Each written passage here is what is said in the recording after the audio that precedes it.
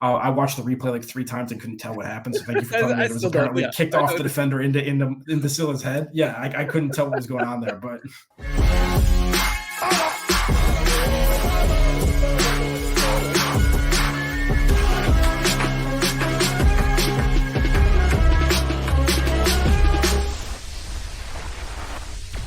Blau und Weiß sein Leben lang. Herzlich willkommen zurück auf Victory Monday on a Wednesday. I'm your host, Richard Carmen.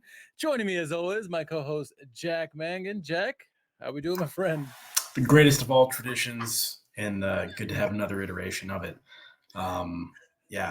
Been some choppy waters recently.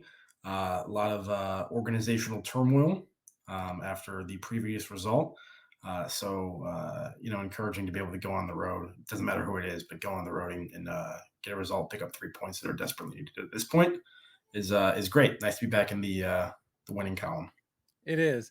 It's been certainly murky waters, no doubt about it. And we're nothing but consistently off on our schedule. But hey, it doesn't matter. It's a victory nonetheless. We get to talk about against Prussen Munster. Yeah, an interesting game, just for sure. I thought going into the game, things I was looking for from against Munster.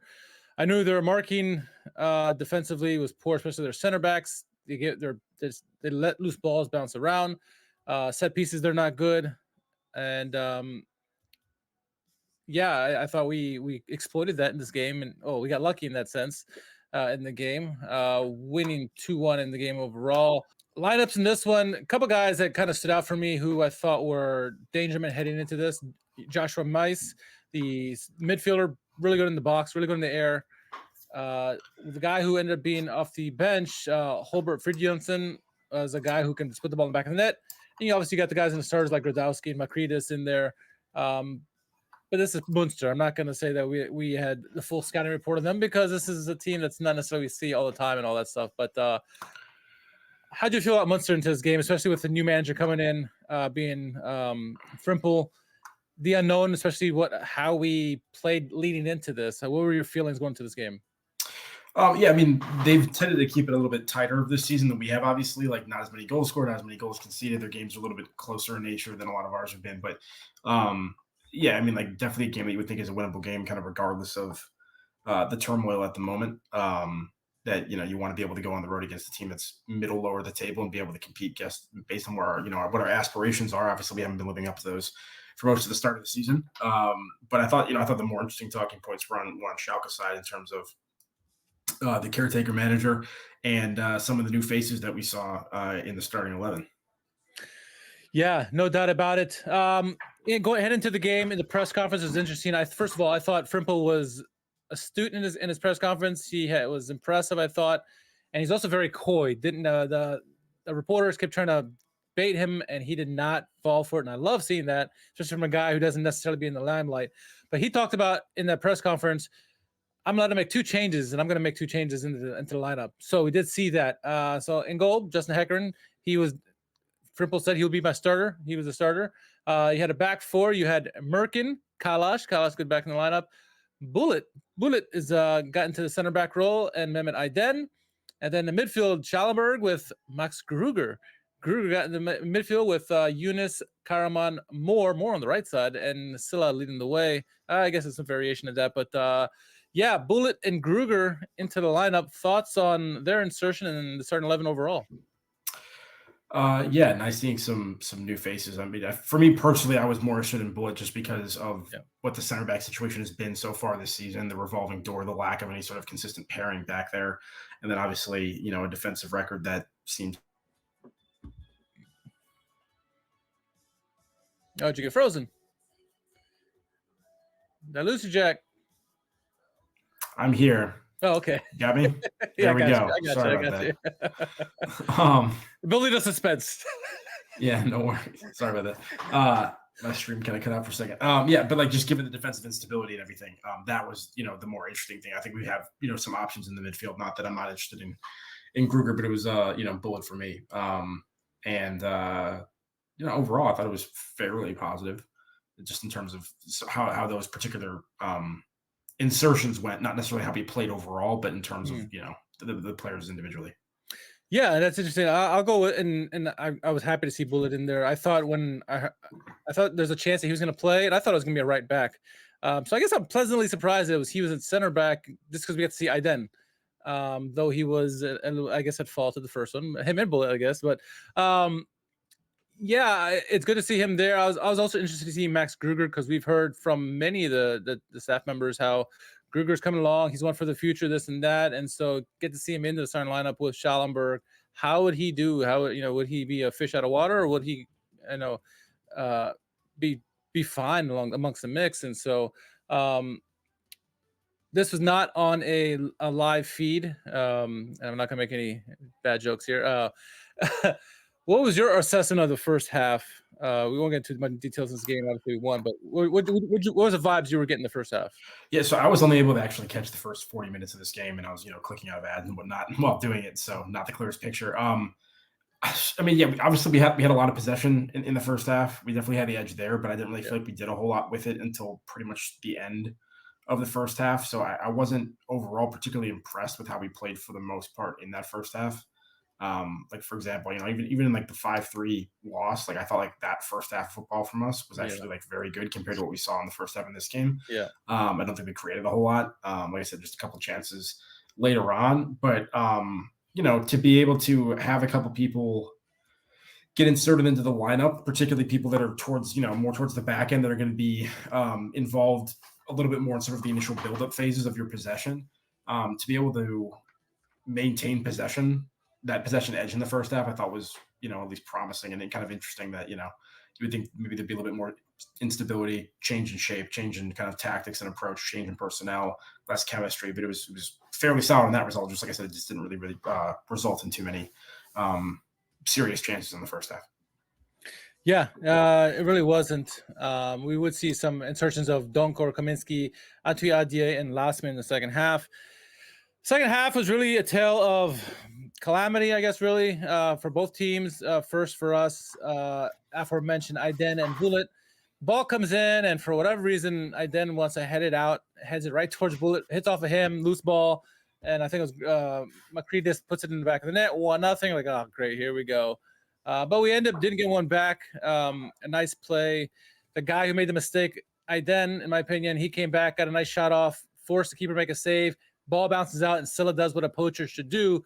Get there hoping that the guy would mess up. He did. Gets a rebound, puts it away, 1-1. He would end up getting a double. This is, again, calamity of errors. This time by Munster. Ball bounces around. Defender kicks the ball into Silla's face. It goes into the net. Hey, his second goal of the game. He's going to take it. Leading league goal scorer in the league. 2-1 victory. Needed it. Wasn't the prettiest of sights, like you said. I think the game against Darmstadt in the first half, it was far superior in terms of how they look, but hey, the result is what matters here. We needed those 3 points heading into the international break, with one game to go. So we're celebrating Victory Monday. We'll take it any way we can get at this point, can't we? Yeah, I mean, look, I think overall we were fortunate to get the 3 points in this game. I think in the second half in particular, Munster created, enough chances to have affected the scoreline more than we did. Yeah. We just kind of got lucky and were opportunistic with some of the chances we got, and we were able to, get the goals, because sometimes it's not about chance creation, it's about finishing and taking advantage of them. Yeah, I mean, the first one that you mentioned that we conceded to start things off, it's unfortunate because for Bullet, I actually think it's actually defended pretty well. Yeah. We've had issues like, defending some of those aerial balls or whatever, tracking runners in those kind of situations this season. So I thought it was disappointing that we got punished for an initial sort of shape during that cross. That was actually kind of fine. As you said, it was the ball kind of went over its intended target into this pocket of space, and Aiden just made a mess of it, went to ground, tried to head it. He heads it directly into Bullet, who doesn't have time to react to it, and it bounces off his feet into space and is finished off. So, yeah, pretty poor. Definitely, I don't really blame Bullet for that at all. I blame I didn't for that, like, entirely. Yeah. Not a good moment for him, and that's disappointing because there's as we said, there's too many games where he's either just kind of anonymous or like he's getting beaten defensively or getting making mistakes. Like, we like the flashes that he sometimes shows on the other end, and then that's exactly what happened on the next opportunity. He intercepts a ball from Munster that's going away, gets around his defender, and it hits it. It makes really nice contact with the ball. He strikes it pretty cleanly, good pace on it. Yeah. The keeper has to go to ground, and sometimes that's what we talk about is like, sometimes take those shots that aren't high percentage shots that you're not planning on scoring, because if you hit it with enough pace it well enough, it's going to be difficult for the goalkeeper to actually grab. And if you have strikers like Silla that can be alive to those sorts of situations and play with a little bit of anticipation, you can have situations where those can result in kind of cheap goals. And that's what that first one for us was. And like you said, the second one was more just Munster, in a calamity there. Was ball gets headed by 4 consecutive players. I didn't even see exactly how that actually was scored. I watched the replay like 3 times and couldn't tell what happened. So thank you for telling me it was apparently kicked off the defender into Silla's head. Yeah, I couldn't tell what was going on there, but hey, whatever it was, you got the brace. So, nice to get him, back in a groove and getting going again, and hopefully that will continue. And like I said, just fortunate to kind of stop the bleeding with a new caretaker manager and get a result on the road, because doesn't matter even if things are going well. Any result on the road is a great result. Yeah, and it's interesting to hear the 2 managers talk after the match, because you look at the Munster manager and he's like, all 3 goals were, fluky goals, and I thought we were better team. And then, Frimpong goes and goes, 2 of the goals were certainly flaky, but we scored. One was a legit goal. Talk about Silla's first goal, and he's like, I felt we were the better team for the most part, and they had their chances, and so it's funny how they hear the mind games playing there, and they had a little bit of history between Frimpong and the Munster manager there. But we get the win. Obviously happy to get that.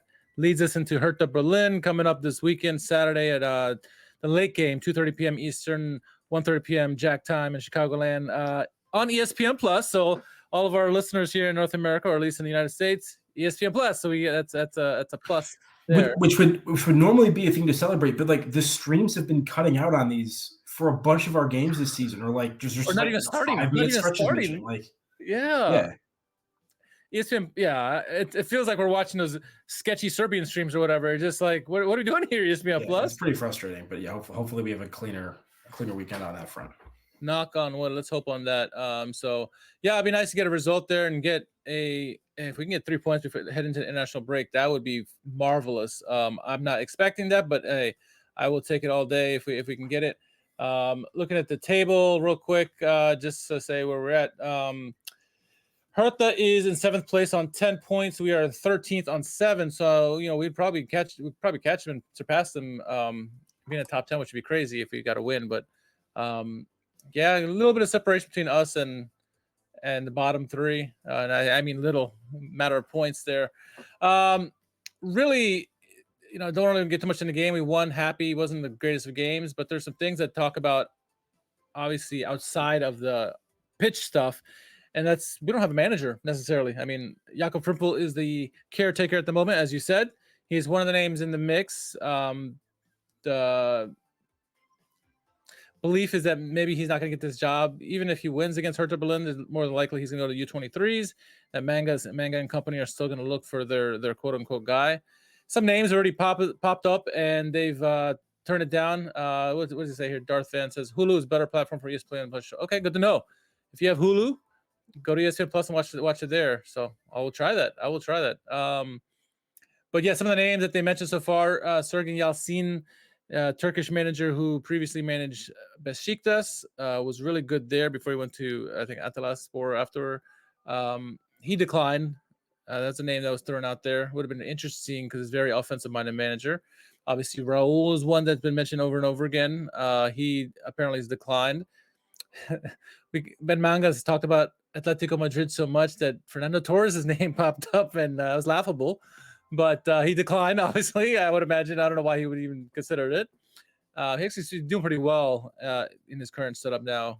And I forget. I don't know if he's a Atleti Madrid second team manager or something like that. I forget what it is, but he's doing well. Big guy. He's muscular now. Anyway, on that note, first of all, what are your thoughts on just people just turning down Schalke left and right? Not surprising, right? No, not necessarily. Especially the people we're going after are in, interesting situations. Like if we're talking about like Raul or some of those bigger names, these are all kind of like pipe dream names anyway. So no, I'm not surprised by that in the slightest.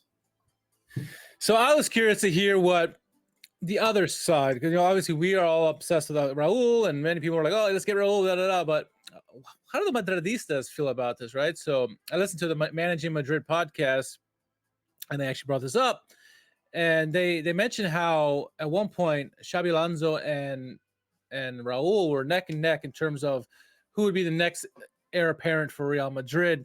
And Xabi Alonso got tired of waiting, because it was taking a long time. Obviously, Ancelotti's doing really well before it was Zidane. And so he got tired of waiting. He said, I'm going to take my chance at Sociedad and build my career, go and take a different route. Obviously, shortly thereafter, he went to Leverkusen, and it's been the rest is history, right? And so they kept saying, like, right now, Arbeloa is the next one. It's Arbeloa and Raul, and Raul's stock is dropping with Madrid, and maybe he's not the next guy there. So maybe he should go try wet his whistle somewhere else and gain some more valuable experience outside of the Castilla team. But they're like, hey, they understand why he's there, but it seems like a lot of people behind the scenes are getting disgruntled with Raul just because he's been there so long, and maybe he's not getting other people opportunities for the managing job. Maybe I think where it set him apart, where he had a chance to take a big job or something like that, and he hesitated. And I guess the Madrid hierarchy didn't like that he hesitated when they gave him a chance. And so, maybe he's sitting bad mouth there, but I don't know. It's interesting to hear their takes, and they think he should go and try it out because they feel like Arbeloa is the next one up anyway. It's not going to be him again. So it depends on what he wants. Does he want to actually try to become a big manager, or is he happy what he's doing and developing youth? I don't know. Yeah, I mean, we talked about the Xabi Alonso situation. There was the speculation around that a little bit last week on the pod. So, interesting to hear if they feel that Raul is potentially in jeopardy regardless of what's going on over here. So maybe if that's true, Schalke could be considered a life raft, I guess. I don't know how anyone would consider Schalke a life raft. It's a place where you're probably more likely to drown than float, but I don't know. Yeah. We'll see. Like we said last week, kind of fan servicey, but who knows? Yeah, I'm sure he's obviously in a very serious setup at Real Madrid. So I'm not suggesting that he couldn't do the job necessarily, but I'm interested to see what names actually crystallize that are potentially a little more realistic than that. And I think that's the thing. I mean, one thing about Manga and the way his team has done it so far is that they've been, yes, there's been rumors, but they've been very secretive about what they're trying to do, and so you're getting little inklings of information here and there, but you're not sure what's real. Even like guys like Sky Dirk and stuff like that. Now, a name that just popped up for me today via Sky Dirk first person to put me onto this was Claudio Casapa. Was a Brazilian manager who speaks Spanish, German, and obviously Portuguese, and French as well. And so that's a good fit there for Schalke. He previously managed at RM Molenbeek in the Belgian league. Sure, why not? He was also managed briefly, and I mean briefly 4 games at Botafogo, where he had 4 games there. But I don't know. The consensus seems to be at the moment with all this unknown is that the manager is probably going to be an unknown, and someone who doesn't have that much experience. So maybe Casapa is the guy. I don't know. It has to be someone unknown, right? Because there's no one with any kind of I'm not going to pretend that I've ever heard of this guy's name before. Literally, like today, most recent job, negative 20-something goal difference with 25% win percentage. 1 point a game average. Doesn't necessarily mean he can't do the job here, but I mean, if you're asking me what my opinion on it is, it's an unknown who seems to have a limited and not particularly impressive record. So, sure. But we made the decision to get rid of Geraerts. You would like to think there was maybe more of a plan, but it sounds like perhaps there wasn't. I'm not sure. We'll see how things develop. Yeah, we'll see how it develops. I mean, I think we'll see how the Hertha match goes, but I mean, what's the worst that could happen with Frimple, whatever his name is? Give it Giggsy to the end of the season. Yeah, I mean, long as we're not in the complete relegation zone, if we keep getting some points here, why not give him a chance? Maybe he develops into a manager, and it's on the cheap as well. You don't have to pay all this money. I mean, you got to pay these release clauses or severance payments to Wilmots, to apparently Geraerts is still getting his monthly, payment of 45,000 euros a month. So like, sure he is. So you're wasting money here.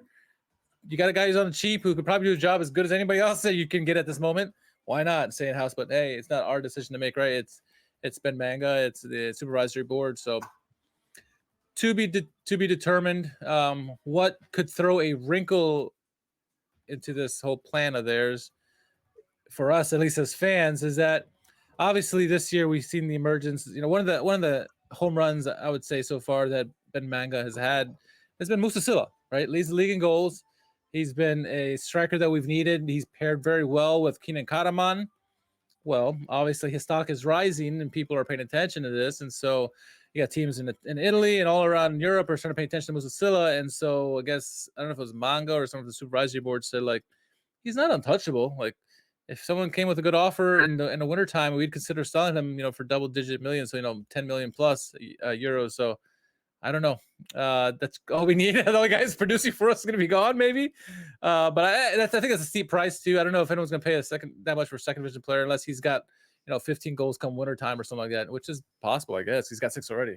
What are your thoughts on that?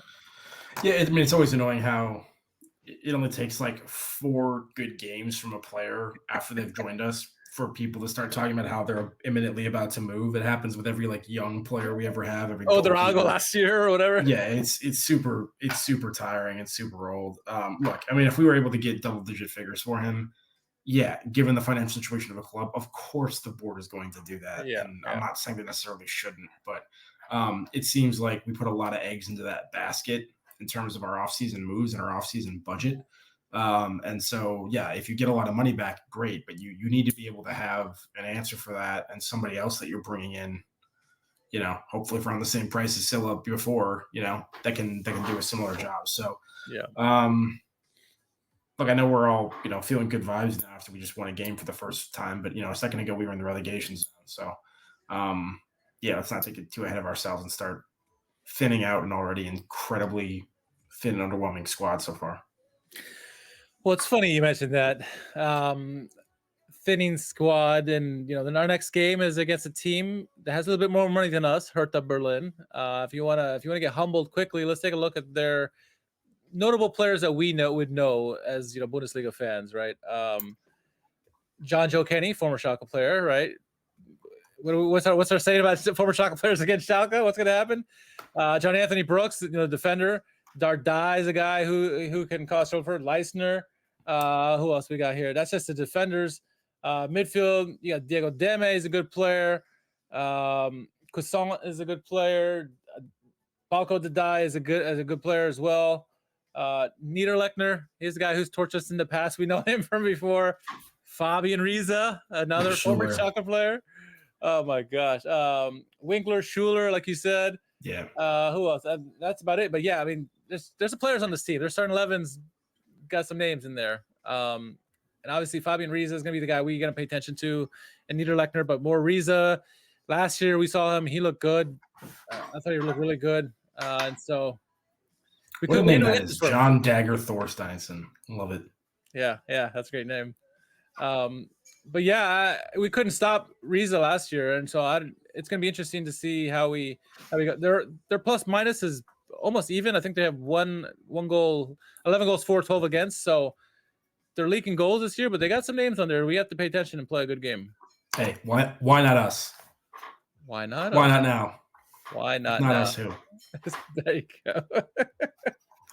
So yeah, I want to see a continuation of the progression we've seen under Frimpel so far, and just get into the international break and get a chance to kind of regroup. Whether he's leading the way next going forward, or it's another manager coming in. At least doing a high note here and not back our way in like we were doing prior to the last game. So. I don't know if you saw this, and I don't know. Once again, sometimes I see things online that I haven't vetted them before I start talking about them on the podcast, which probably isn't a good strategy. But I did see like some sort of quote from Thomas Rice about the current Schalke situation, and him kind of looking back and seeing that like Geraerts was let go, and basically being like, yeah, like I really don't think I could have done anything like differently or better. It was just like a tough situation, and it was just funny because there were so many comments about people being like, are you kidding me? Like, your man marking was like suicidal. Like, what are you talking about? Like, there's a lot you could have done, buddy. It was great, but I think the underlying point is I think Schalke is a club that confounds a lot of managers, and I think there's a lot of managers in the past couple of years that are still probably thinking about their time at Schalke and exactly how that all happened and what wrong. I mean, like, think of the names you probably already partially forgot about. Manuel Baum, you know what I mean? Yeah. Like just gross. It's it's crazy. So, gross. Yeah. As I always say, I hope whoever the next guy is, there's some sort of long-term continuity, and I hope the performance sort of warrants that. We were hoping we were going to get it with Geraerts to some extent, but they cut the plug super early after the summer break, and we're back on the carousel. So yeah, tough. And my fear too was like, say we do find this manager who is the next it guy who does really really well. What more than likely what's going to happen? Unless they get an injection of money somewhere, he's going to go somewhere else and make some more money, right? We saw the Rovin Schroeder. Obviously, there was something fell through in the back scenes there, and he was gone. But he was a guy we looked high upon. He was, I know, not a manager, but obviously a sporting director. But I'm hoping we can keep whoever it is and who does well. But if we get some guy who just all of a sudden Schalke goes on this run like this magical Buskins run at the end of the season, and we all of a sudden like shoot up the table, chances are we won't see him next year. So I don't know. It's a give and take. Yeah, there's one name I got my eye on. He's a young up and coming guy. His name's like Hoop Stevens or something like that. Sound familiar at all? No, not at all. Not at all. Hoop Stevens. Why not for the 15th time, right? To try to save us, So or Gerald Asamoah, hey, maybe come back now. Now the Geraerts is gone, he can bring him back, and Buskins. So I don't know. Yeah, it'll be interesting. Hey, for all we know, it's gonna be Simon Terota leading the way as a new manager. All right, I got nothing else. Just happy we won, right? And then we got a game obviously against Hertha Berlin coming up. So press conferences tomorrow morning. I'll do a briefing before the match there, and then we can see how it lies after that. So ESPN Plus sounds like a plan. ESPN Plus on Hulu. There you go. Anything else you got for tonight? That's all for me. All right. Obi's in the house says Glück auf. Welcome. If you missed us, just rewind and go back to the beginning on Twitch there. Welcome to the show, and make sure you follow us there. All right, let's get on out of here. Game, again, is Saturday. Late game in the States. It is 2:30 p.m. Eastern Time, 1:30 p.m. Jack in Chicagoland time, something like that. Jack, where can our followers find you on social media? At JMMangan, JMMangan on Twitter, and stream socially acceptable on Spotify. Hey-o. Maybe we can shout out for the band. Just thought I'd shout out the band for once, Whatever. Can we making you a pod theme song? No, I'm just kidding. Hey. You can follow me. Bad idea. Yeah, I'm a man of ideas. No action though. At R_KHARMAN. More importantly, follow us at Schalke America all across social media. Follow us on Twitch, YouTube, Instagram, all over the place. And make sure you subscribe and follow us along. It would be much appreciated, and definitely check out our videos as they come out. Next podcast, hopefully it's another victory Monday on a Wednesday or a Monday. It doesn't matter, but a win would be nice. Progression into the international break, though. For Jack and myself, everyone who's been watching us tonight and listening in, thank you, and Glück auf. Catch you soon.